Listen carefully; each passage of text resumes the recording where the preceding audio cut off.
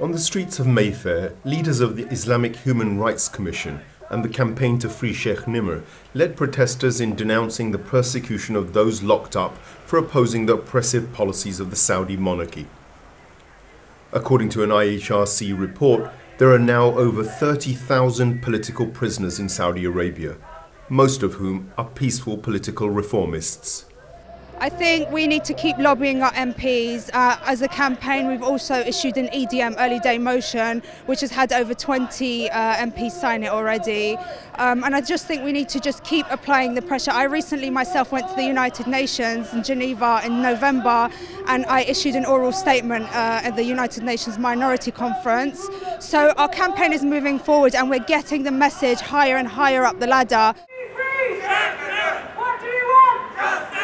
The Saudi use of violence against dissidents is not limited to its own borders, and this week's suspicious death of the exiled leader of the banned Islamic Nation Party, Mohammed ibn Saad al-Mufri, in Turkey, adds a potentially new page in the Saudi chapter of repression against their own citizens.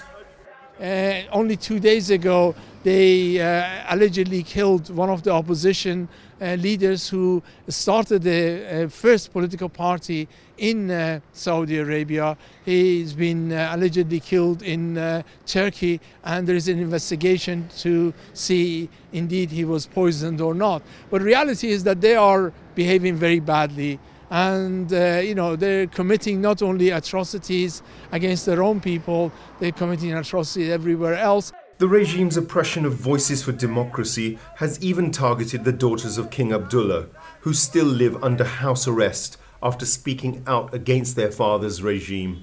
Just as concerning is the recent death sentence issued by Saudi courts against the jailed religious leader Sheikh Nimr. His only crime was that he dared to campaign peacefully for the fundamental rights and freedoms of Saudi minorities, particularly in the east of the country. Nobody talks about the systematic human rights abuses in Saudi Arabia. Nobody talks about the fact that what he's doing to his own daughters. Nobody talks about the 30,000 political prisoners. Nobody talking about the fact that these guys are financing right across the world these takfiri sort of elements. The authoritarian Saudi regime does not permit political parties or human rights groups. It actively censors the press and has banned political protests. And yet it seems to get a relatively easy ride from international institutions and human rights groups.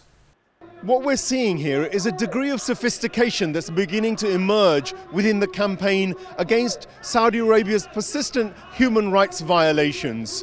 People on the ground here, campaigners in Britain, are learning that you've got to have a persistent and consistent approach. And they're reaching at every level of that network which deals with human rights across the West and internationally.